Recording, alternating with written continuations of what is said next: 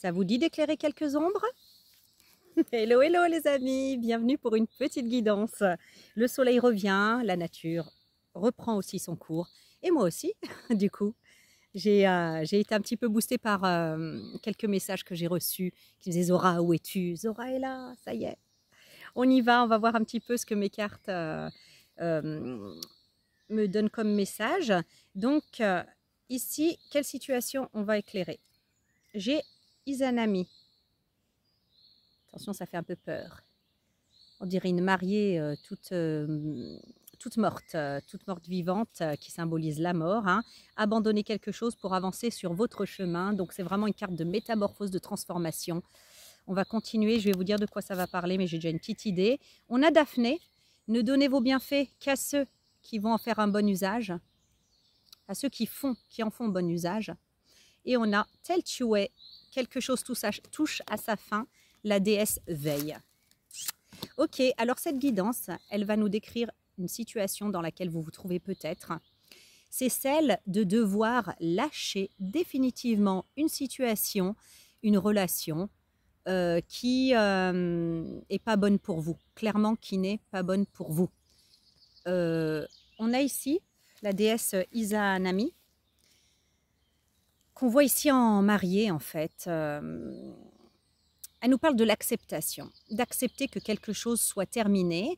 Et si vous tentez en fait de ressusciter, vous ne lâchez pas prise, vous tentez de ressusciter, de continuer à vouloir faire vivre une situation qui est en putréfaction, hein, ici, ça ne va pas le faire. Laisser mourir une situation, c'est s'assurer de la venue de nouvelles pousses, des nouvelles pousses à venir, mais il faut traverser ce processus. Et là où je vous dis que c'est une situation en fait qui n'est pas bonne pour vous, qui n'est pas bénéfique pour vous, qui est totalement pourrie, en putréfaction, c'est grâce à Daphné que je le sais ça. Daphné, donc qui dit, je le répète, ne donnez vos bienfaits qu'à ceux qui en font bon usage, ça vient me dire ici quand même que dans cette situation, vous donnez de la confiture au cochon, vous donnez votre amour, votre attention, votre énergie, votre temps, vos efforts à quelqu'un ou à une situation qui n'en vaut pas la peine, qui ne le mérite pas et qui n'en font pas un bon usage. Daphné, elle a une histoire, elle, avec Apollon, en fait. Apollon et Daphné, ils se sont fait toucher par la flèche de Cupidon et ils sont devenus complètement fous de désir l'un pour l'autre. Mais Apollon, en fait, il était un petit peu beaucoup plus sauvageon hein, que Daphné. Et il l'a fait flipper comme ça, à lui courir. Il la pourchassait, en fait. C'était plus juste, voilà, quoi, de la courtiser, essayer de conquérir. Il la pourchassait. Si bien que Daphné, elle a carrément eu peur, elle a flippé. Elle s'est dit, mais c'est quoi ça? Enfin, c'était vraiment une attitude de prédateur ici que Apollon tenait, hein, vraiment le rôle d'un prédateur et Daphné une proie, si bien que malgré son attirance, elle a vraiment commencé à avoir peur et elle est allée voir son père, Zeus. Elle lui a demandé, elle lui a expliqué la situation, elle lui a demandé de l'aide. Et au lieu en fait de, je sais pas moi, de remettre Apollon à sa place ou de lui donner le pouvoir de l'affronter et de se défendre de ce prédateur, hein, pour le coup, là il est vraiment dans le rôle du prédateur, il l'a transformé en laurier. Ce fameux laurier que mettent tous les vainqueurs sur leur tête en signe de triomphe. C'est un trophée, quoi. Il l'a transformé en trophée, en potiche, quoi. Donc voilà, c'est une situation ici où quelqu'un vous prend pour un trophée. Quelqu'un se comporte avec vous comme si vous étiez une proie et la personne un prédateur. Quelqu'un qui, voilà, on est loin de l'amour ici. On est loin d'une situation saine. On est plutôt ici avec le prédateur et sa proie, comme Daphné avec Apollon à ce moment-là. Et le pire du pire, c'est que les solutions qu'on vous propose ou les conseils qu'on vous donne, c'est un peu imprégné de cette énergie patriarcale qui traîne encore de nos jours. Hein. C'est pas qu'avant hein, qu'il y avait ce pouvoir de l'homme sur la femme. Et cette mentalité patriarcale, combien de fois on entend que peut-être le nom d'une femme, il y a peut-être un oui derrière. Non, non, là c'est non en fait.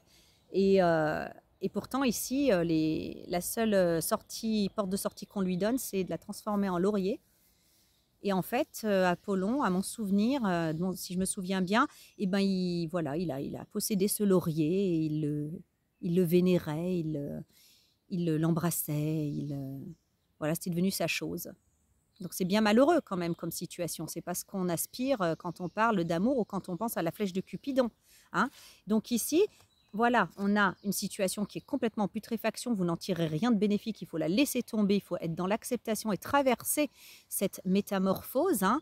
Et on a Teltué. Alors Teltué qui dit quelque chose touche à sa fin. La déesse veille. Et vous voyez ici, elle est vraiment, elle est bien. Elle est bien. Elle est la fête de Teltué qui se passe au mois d'août, hein, les funérailles de Teltué qui sont passées au mois d'août en fait, était une fête. C'était pas triste, c'était une fête, c'était la joie. Et puis même, on célébrait les mariages de 1 an et 1 jour dans la tradition celtique. Dans la tradition celtique, les mariages duraient 1 an et 1 jour. C'est bien parce que ça fait une petite prudence. On ne se jette pas corps et âme comme on l'a fait ici au risque de tomber dans quelque chose de destructeur, de toxique, de dominateur, etc. Mais on fait un mariage on va vers un mariage de 1 an et 1 jour, vous voyez. Donc beaucoup plus de prudence, de mesure, de tempérance, de maturité et d'amour de soi ici. Donc voilà à qui va s'adresser cette guidance.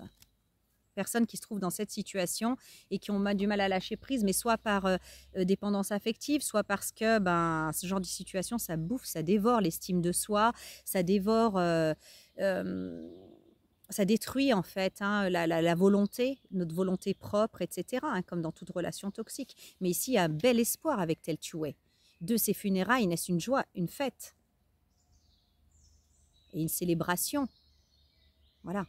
Ça ouvre les portes de ces unions qui sont beaucoup plus raisonnables, qui sont voilà, de 1 an et 1 jour. Et on renouvelle si on a envie. Avec les dragons, j'ai une belle... ah non, scarabée. Métamorphose, là, le scarabée. Transformation. Ombre, eh oui. Peur. Et prière. Donc le dragon noir ici, c'est un puissant dragon et c'est l'un des rares à pouvoir vous aider à plonger dans vos ombres pour en retirer le meilleur, pour guérir. Et parmi les centaines d'ombres que je pourrais vous citer, celle qui nous concerne ici, c'est la peur. Vous êtes bloqué ici parce que vous avez peur. La peur paralyse. La peur, là où il y a de la peur, il n'y a pas d'amour. Soyons clairs, nets et précis. Donc ici, c'est vraiment la peur. Peur de quoi? C'est intéressant ici de plonger avec le dragon noir pour analyser ça. Quand? Faire connaissance avec cette peur, avec cette ombre. Quand ça a commencé? Quand est-ce que c'est arrivé? Qu'est-ce qui est arrivé pour que j'ai peur? Il y a des croyances ici qui sont limitantes, qui vous ont été transfusées insidieusement au cours de cette situation-là, qu'on vous demande de lâcher définitivement, et qui a transformé votre vision et qui vous met dans une sorte de 8 d'épée, c'est-à-dire on se sent prisonnier de la situation et on a peur. La réponse à tout ça ici, c'est le dragon améthyste, il s'appelle, où il y a la prière. C'est de reconnecter avec la spiritualité. Je pense même que c'est ce que vous avez fait. Vous avez cherché, ne trouvant pas d'issue dans l'action ou dans des choses palpables, ou voilà, vous avez bien compris qu'il y avait un blocage intérieur, une ombre, et vous vous êtes tourné sans doute vers le spirituel, la spiritualité. Et ici, particulièrement, quand on vous parle de prière, reconnecter avec, on a donc ce dragon améthyste qui respire la paix et l'équilibre. Et je ne sais pas pourquoi, je ressens le besoin de vous dire que la prière suffit à désamorcer ou à vous faire traverser cette situation-là, cette transition. Il n'y a pas besoin de plus que la prière. Alors, qui vous priez, vous pouvez prier qui vous voulez, mais qui vous priez ne regarde que vous, hein. Je suis en train de voir qu'il y a une... Bon, je ne sais pas ce que c'est. Qui vous priez ne regarde que vous et vous pouvez prier qui vous voulez. Mais voilà, vous pouvez trouver la purification, le soutien, la transmutation, la paix et l'équilibre dans la prière. Et je sais pas, mais je ressens que, même, même j'allais dire le fait de s'apaiser vis-à-vis de cette ombre, vis-à-vis de la peur, donc avoir de la protection aussi. Et donc je vous disais, je sais pas, il y a un petit bout de moi qui ressent que certaines personnes ont bien compris que l'aide viendrait, le salut viendrait voilà, de l'invisible dans cette situation pour vous aider parce que c'est un combat intérieur. Mais attention, il y a la sobriété de cette carte qui me fait dire attention, n'allez pas dans tous les sens. Voilà. Pour parler clairement, j'ai des personnes en fait qui tentent tout et n'importe quoi au niveau spirituel, quoi. Et attention parce que quand on est dans l'ombre et la peur, c'est en général ceux qui viennent vers nous en premier, c'est pas forcément l'ange de lumière et ce qui est lumineux. Donc, je sais pas, il y a des personnes qui écoutent trop de guidance, il y a des personnes qui se mettent entre les mains de trop d'énergéticiens qui se font manipuler leurs énergies ou je sais pas quoi. C'est pas forcément bon pour vous parce qu'il faut savoir voilà, que quand on est aligné, quand on est bien, on reçoit les choses avec justesse de la source et de la lumière, parce qu'on est en paix. Et quand on est perturbé, etc., on a tendance à attirer beaucoup les saletés, le bas astral. Vous savez, l'invisible, il grouille de mauvaises entités, de mauvaises énergies, tout comme dans le monde réel. Dans le monde réel, quand vous êtes vulnérable, que vous êtes malade, que vous êtes vulnérable, que vous êtes faible, c'est souvent là où vous faites avoir, où on peut se faire avoir. Et on fait des mauvaises rencontres, on se fait embobiner, etc. Et au contraire, quand on est en pleine possession de son âme, je dirais, en pleine possession de ses capacités de discernement, qu'on est joyeux, qu'on est dans un équilibre optimal, on y voit plus clair et on ne se fait pas avoir. C'est un peu pareil ici dans le monde spirituel. Et avec prière, avec le dragon améthyste, attention, la prière suffit. N'allez pas vous perdre spirituellement à gauche et à droite, en haut et en bas. La prière suffit, c'est un trésor en fait.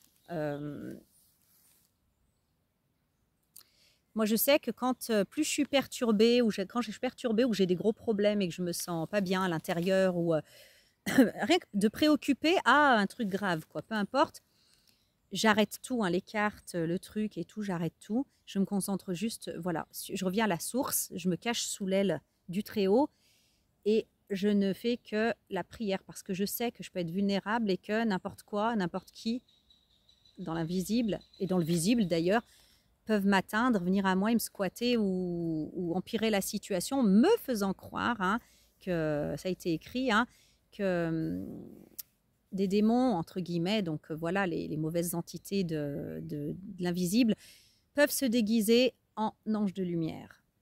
Donc attention à ça et on vous appelle à la sobriété spirituelle. Oui, il y a une puissance et c'est suffisant la prière. Déconstruire ses peurs. Voilà. La peur est cet espace-temps qui se trouve entre ta zone de confort et ta zone de magie. Regarde chacune de tes peurs, nomme-les, conscientise-les, déconstruis-les une à une et traverse-les pour rejoindre la magie où l'âme agit.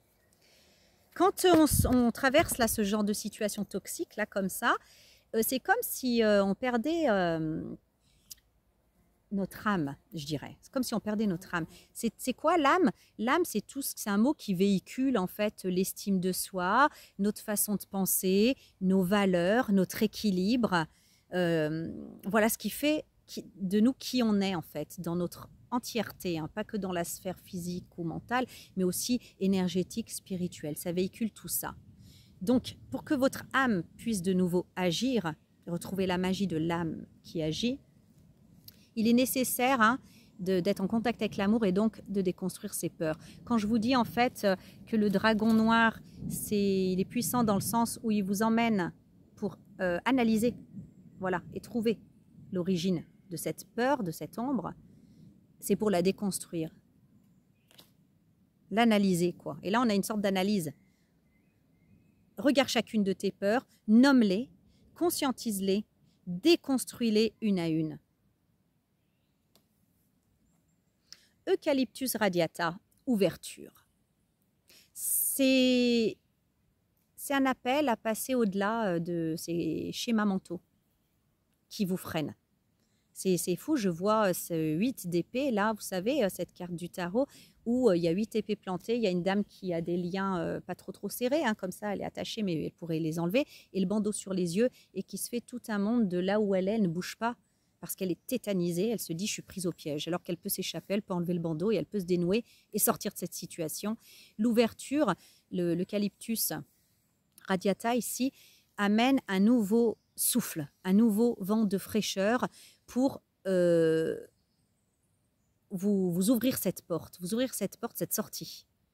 Voilà, cette sortie. Passez au-delà de schémas dans lesquels vous vous sentez prisonnier, prisonnière, et sortir de là, parce que c'est pas si compliqué en fait, c'est pas si difficile, c'est surtout une illusion qu'on a d'être bloqué ici. Voilà, on a le chariot qui nous invite lui aussi à avancer, hein, qui nous invite à avancer, mais qui nous parle aussi de réussite et de succès. Le 6 de Pentacle. La direction, c'est celle de l'équilibre entre donner et recevoir. C'est retrouver concrètement dans la vie concrète, on est quand même dans des deniers ici, l'équilibre entre donner et recevoir. Parce que évidemment, dans ce genre de relation, la proie est le donneur. Le prédateur est celui qui prend, c'est tout. Qui dépouille même.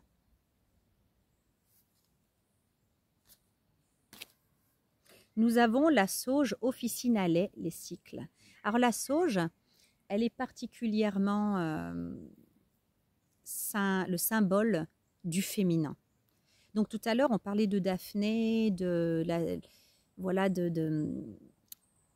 d'un égrégore patriarcal qui pèse sur les relations hommes-femmes. Hein, donc je ne reprends pas l'histoire de Daphné et d'Apollon, mais vous avez compris. Et ici, la sauge officinale, elle vient pour guérir et pour nous aider à guérir les mémoires générationnelles, transgénérationnelles dans la lignée féminine. Voilà ce que j'entends exactement. Elle vient nous aider à guérir, à redresser, à changer, à transmuter les mémoires transgénérationnelles dans la lignée féminine. Parce que ça, c'est une mémoire qui vient peser sur vous, en fait, et qui vous bloque, alors que concrètement, on n'en est plus là. Même si je vous dis, on entend encore des combats de femmes qui disent non et que les gars entendent quand même oui, quoi. Alors qu'on a dit non, non c'est non, quoi. CF, la chanson d'Angèle, balance ton quoi. Non, c'est non. Voilà. Et ça vient guérir ça. Ça vient guérir ça. Ça serait intéressant de savoir si dans votre lignée féminine, il y a eu en fait comme ça des femmes, certainement, hein, de toute façon, dans toutes les lignées plus ou moins lointaines, il y a eu en fait des femmes qui ont été dominées, qui ont été sous la domination patriarcale de la société, des mœurs. On a le 10 de bâton, on porte lourd, c'est la plus lourde charge. On porte tous les torts, quoi. Dans cette mentalité-là, patriarcale, il n'y a pas de place pour... C'est toujours la faute de la femme. Voilà, c'est toujours la faute de la femme. C'est toujours, même si c'est elle qui se fait agresser, même si ce sera toujours sa faute. Et vous êtes dans une situation où c'est un peu comme ça, plus ou moins déguisé, mais attention, je veux dire, il n'y a aucune considération finalement pour le féminin et pour la femme. Et là, ici, on vient guérir ça. Vous n'êtes plus obligé de porter tout ça. On est passé à un autre siècle, on a des droits. Et on a le diable qui a servi. Donc vraiment ici, je comprends que intérieurement et à cause de mémoire de la lignée féminine, de mémoire transgénérationnelle de votre lignée féminine, on porte ce poids de l'asservissement à l'homme. J'entends ici que le diable, sa plus grande arme, une de ses armes les plus fortes et sa plus grande arme, c'est qu'il est culpabilisateur, il est accusateur en fait. Accusateur. Ça ne m'étonnerait pas ici qu'on vous accuse de tout et de rien. et que même à l'intérieur de vous, même si ce n'est pas quelqu'un qui vous accuse, vous vous accusiez vous-même de vous être laissé dominer comme ça ou de vous être laissé avoir. Ne tombez pas dans son panneau. Il est malin, c'est pas pour rien qu'il s'appelle le malin. C'est-à-dire qu'il va vous vendre ses vices sans que vous vous en rendiez compte. Hein. Vous savez, je ne sais pas si vous avez déjà vu cette statue qui représente le diable, justement, qui s'appelle le génie du mal, de Geefs, G-E-E-F-S. Cherchez sur Internet. Et en fait, c'est l'ange déchu qui est enchaîné. Et en fait, il est dans une église, cette sculpture est dans une église en Belgique. Ça a été très critiqué parce que quand on regarde cet ange, l'ange du mal, il est super beau. Il y a eu en fait deux statues de fête des deux frères. Et franchement, vous regardez, alors il y en a un, il a l'air androgyne et tout, il est beau, il est attirant. Et il y a juste en fait que voilà, on voit que ses ailes sont comme les chauves-souris, vous voyez, alors que les ailes des anges, c'est un peu plus voilà, harmonieux. Et aussi dans une des statues et tout, il a des griffes comme ça, il y en a une, il a un peu des cornes, mais il est trop canon. Je vous dis sincèrement, quand vous le regardez, vous ne pouvez plus détacher, c'est un séducteur. Il est beau, c'est un séducteur. Donc, quand il vous a vendu cette histoire, il ne vous l'a pas vendue en montrant un visage horrifique de la situation et telle qu'elle est. Il vous l'a vendue, il vous a séduit, il vous a endormi, il vous a vendu ça sans en avoir l'air, il vous a vendu son vice sans en avoir l'air. Donc, il ne faut pas vous en vouloir. Hein. N'importe qui peut tomber dans le panneau. Voilà. Et une fois qu'on est tombé dans le panneau, paf, il vous montre son visage d'horreur. Et là, c'est plus la même, quoi. Il vous montre la vérité, l'asservissement, etc. Donc, et là, on en a gros, on en a lourd. Et en plus, il vous accuse. Il est accusateur. Regarde, tu as péché, gna gna gna. Péché, ça veut dire, juste dire se tromper. Hein. Se tromper et choisir ce qui n'est pas bénéfique pour nous. Regarde, tu as péché, gna gna gna gna. Et ça nous enfonce encore plus parce que du coup, on est affligé. Et c'est là qu'il nous insuffle des pensées de dépression, d'anxiété, de mauvaise estime de soi, et il nous grignote notre âme comme ça. Donc, la sauge officinale ici, elle vient purifier ça et guérir ça. D'accord? Sur le féminin. Donc voilà, messieurs, vous écoutez peut-être cette guidance, mais en tout cas, elle s'adresse à des femmes. Elle s'adresse à des femmes, c'est des femmes qui vivent ça en ce moment. Et si vous êtes des messieurs, peut-être que c'est autour de vous. C'est important ici de se rendre compte que c'est une manipulation, une ruse du malin. Hein. Alors on me dira, oui, il n'y a pas de mal, il n'y a pas de bien. Alors là, moi, je suis claire et nette avec ça. Le mal et le bien existent, il n'y a qu'à regarder autour de soi. Voilà, il y a des choses, voilà, j'ai pas envie d'en parler parce que je n'ai pas envie de salir ma vidéo d'exemples moches, quoi, mais le mal, il existe, hein, il n'y a qu'à regarder autour de soi. Et le bien aussi existe, il n'y a qu'à regarder autour de soi. Donc, on vit dans un monde duel où il y a le bien et le mal. On a la carte de l'Hysope officinale. L'Hysope officinale, il y a des enfants. L'Hysope officinale, prêtrise. Elle vient parler en fait d'énergie, justement, un peu diabolique, malsaine et tout ça. Et vous savez, celle qui nécessite un exorcisme des fois et tout ça. Et je sens, moi, en fait, que vous êtes en proie avec des questionnements de ce genre dans cette situation et que vous vous perdez. Vous allez peut-être vers, voilà, peut-être des exorcismes, peut-être des magnétiseurs, peut-être vous faites des rituels, vous vous dites, c'est vraiment un combat. Oui, effectivement, hein, c'est écrit aussi dans la Bible, on ne combat pas la chair et le sang, donc les gens, hein, le concret, mais les esprits malins, les dominations et les autorités sataniques. Hein. Oui, mais la prière suffit.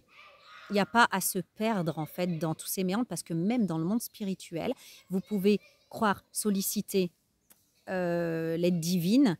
Et quand on est mal ou qu'on fait les choses de travers ou qu'on n'a pas affaire aux bonnes personnes, et ben en fait on attire, au contraire, on renforce le malin parce que ce sont ces suppôts, en fait, ces aides, ces anges à lui qui viennent empirer la situation en se présentant comme des anges de lumière au départ. Je ne veux pas vous faire peur, mais ça existe.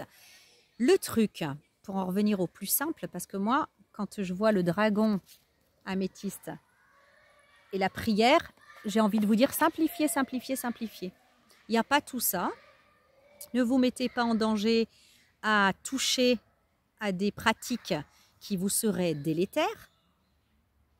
J'ai encore envie de rajouter juste un petit exemple, c'est comment il s'appelle, l'abbé Julio, vous savez, il fait des pentacles, il a fait des pentacles, des prières de ci, des prières de ça et tout ça.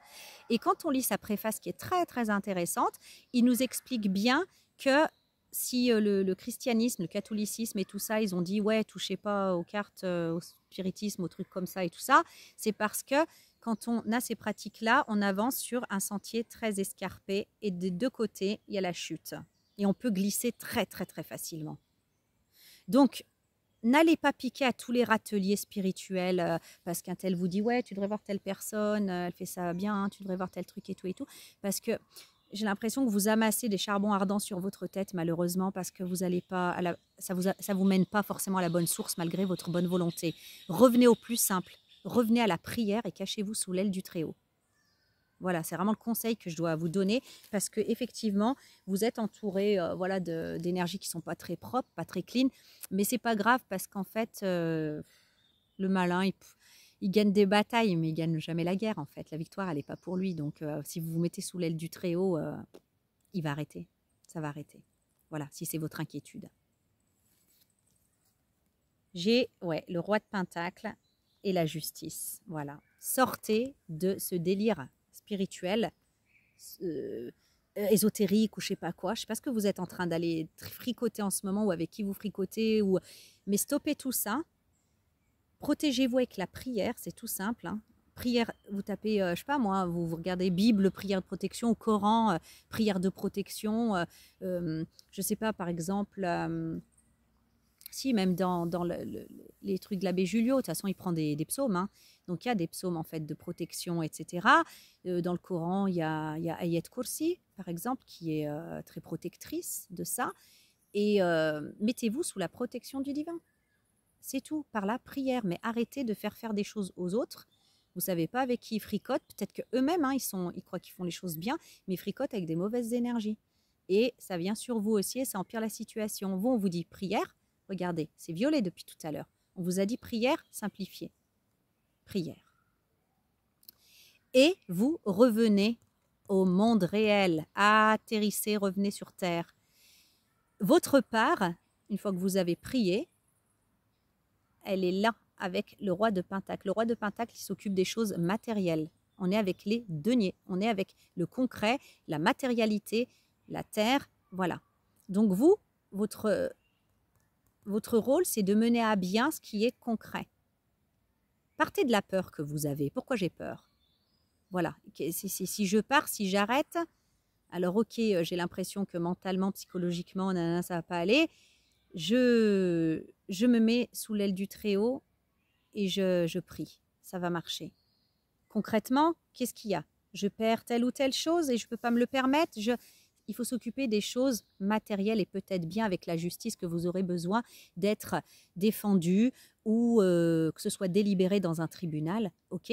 Mais votre justice, vous l'aurez, vous, en remettant par la prière au Très-Haut ce qui appartient à l'invisible et vous, en vous occupant des choses humaines et concrètes, menez à bien ces choses-là, peut-être avec le conseil de quelqu'un qui est dans le droit ou qui est vraiment, en fait, qui sait mener les choses de A à Z.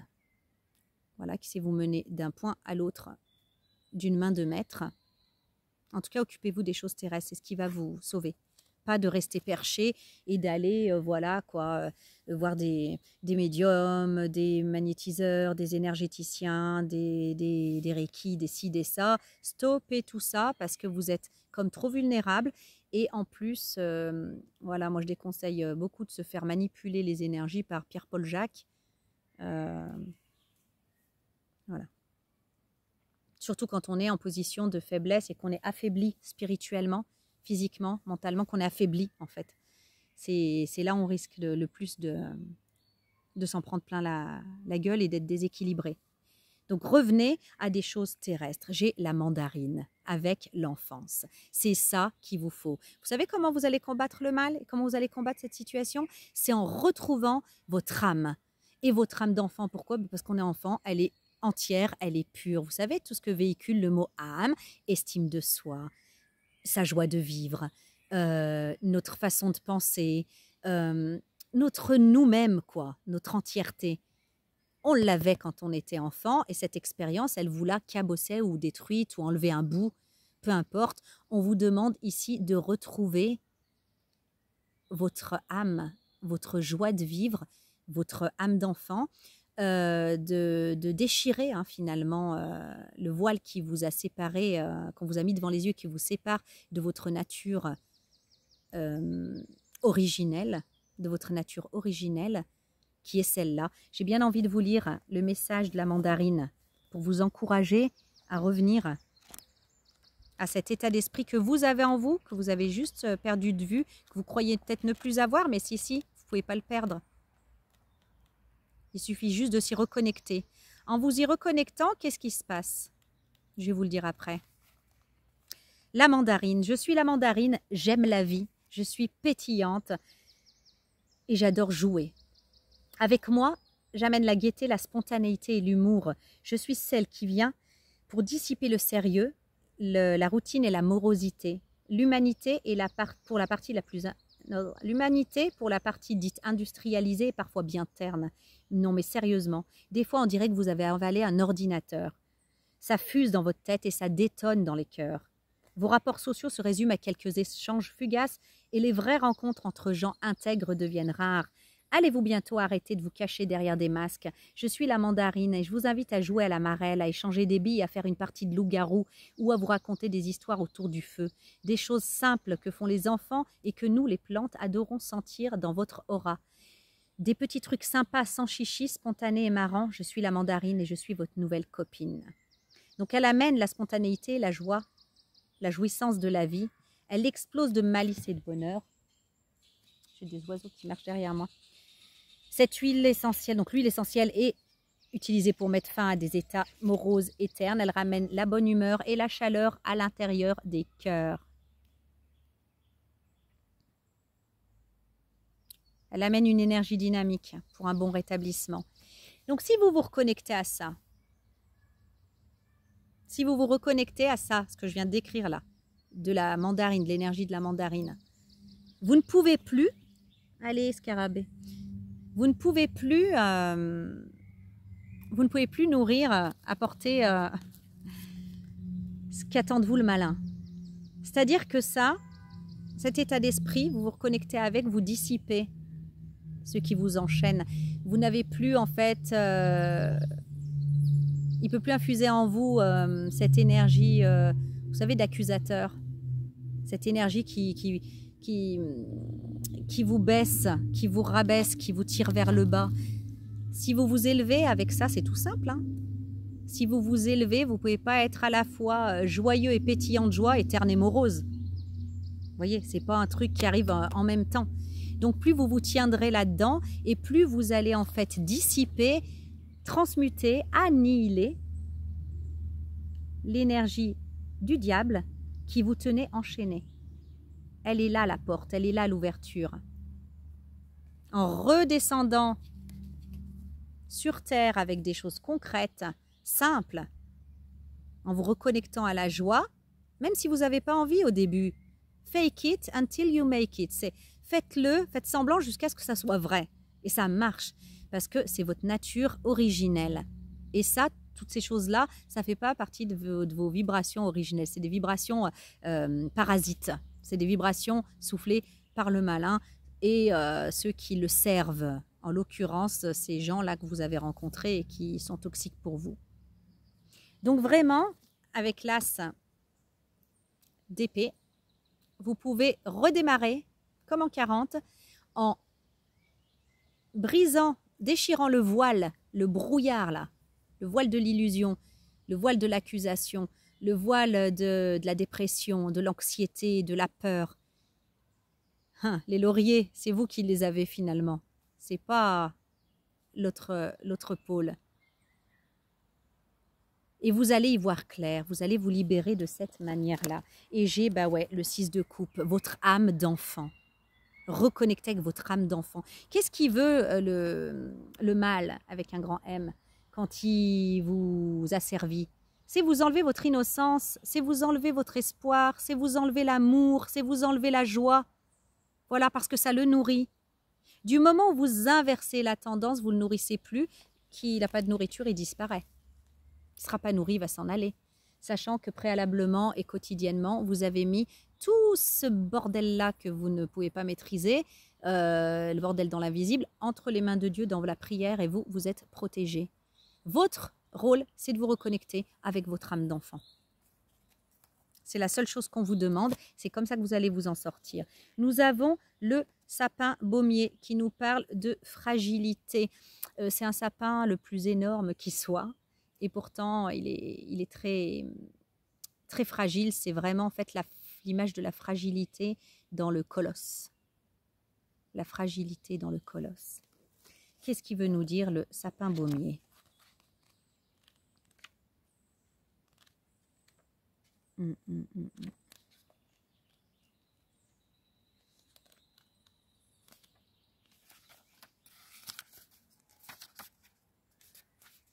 Je suis longue, hein. JKL, amène au P, QR, S.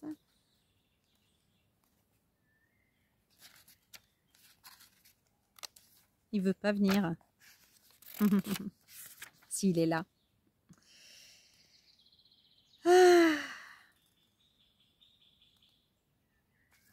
Il vient travailler sur les situations qui semblent injustes, intolérables, incompréhensibles. Il permet d'accéder à la profondeur de la situation, de la percevoir en relief, lui permettant de se montrer dans sa complexité. Donc on retrouve ici avec le sapin baumier vraiment une logique, une compréhension. En fait, vous voyez, on avait l'as d'épée ici. On brise, on déchire le voile de l'illusion, le brouillard, et on y voit enfin clair. C'est ce qui arrive ici. Avec le sapin baumier quand même, comme il y a cette image de colosse au pied d'argile, hein, de fragilité dans le colosse.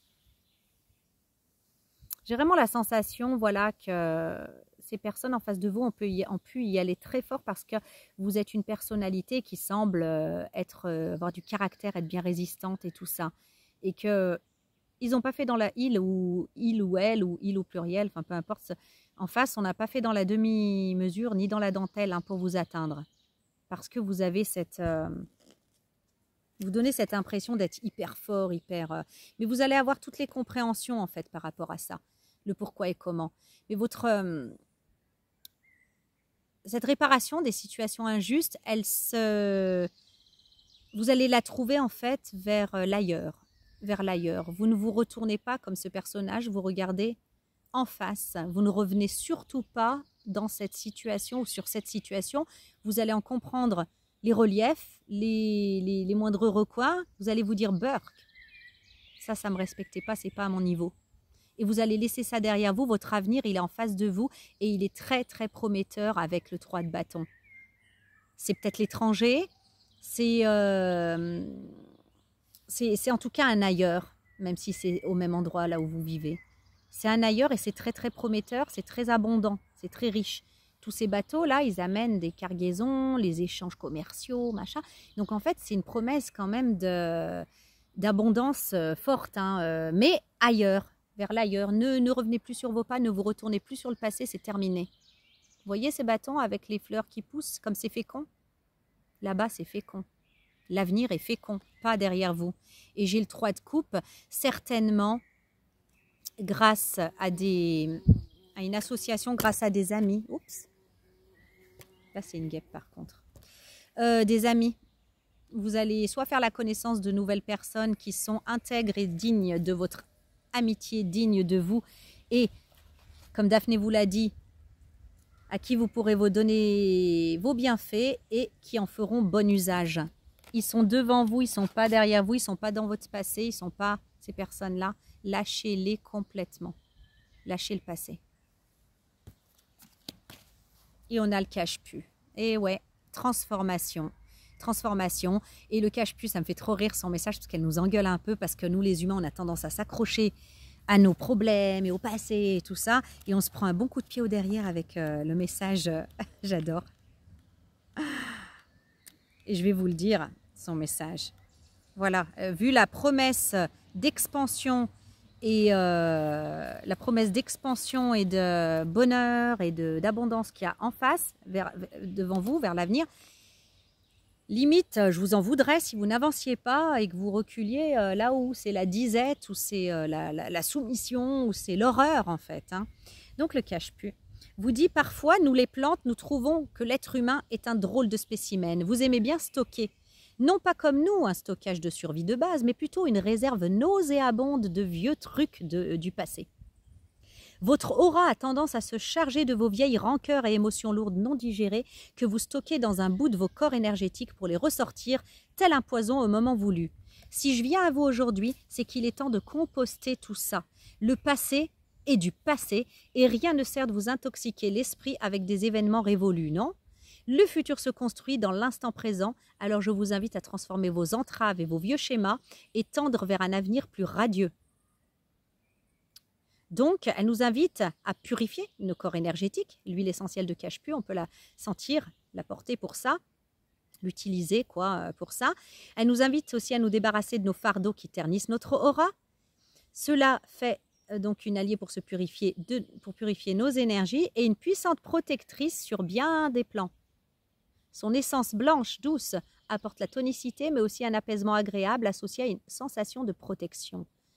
On l'utilise pour renforcer les frontières de l'aura, définir des limites plus claires et nettoyer les charges auriques présentes dans les différents corps, en huile essentielle. Ou même en plante, mais moi, je n'ai jamais vu du cache-pu. Donc voilà, ici, là, on vous dit, allez, hop, hop, hop, hop. Donc, avec l'as de bâton, c'est la volonté. On fait appel à votre volonté. Voilà, il faut que ça vienne de vos tripes. Ce truc, c'est stop maintenant, je ne veux plus jamais ça. Et avec la roue de fortune qui, de toute façon, que vous vouliez ou non, elle vous ramène, elle va vous tirer ailleurs. Que vous le vouliez ou non, elle va le ramener ailleurs. Mais si vous le faites avec volonté, vous allez moins souffrir parce que vous allez accompagner le mouvement. Vous voyez, je ne vous dis pas que ça va être une partie de plaisir parce que quand on voit et tout, la déesse, là, Izanami, qui, voilà, la putréfaction, c'est pas un moment facile, voilà, mais c'est aussi l'engrais pour de nouvelles pousses sur une terre nouvelle. Donc, je ne dis pas que c'est facile, je dis juste que quand on accepte et qu'on est dans l'acceptation et qu'on accompagne le mouvement, c'est vachement plus fécond, vachement moins douloureux et plus rapide en plus. Donc voilà, la roue de fortune, que vous le vouliez ou non, elle vous amène vers la fin de cet épisode.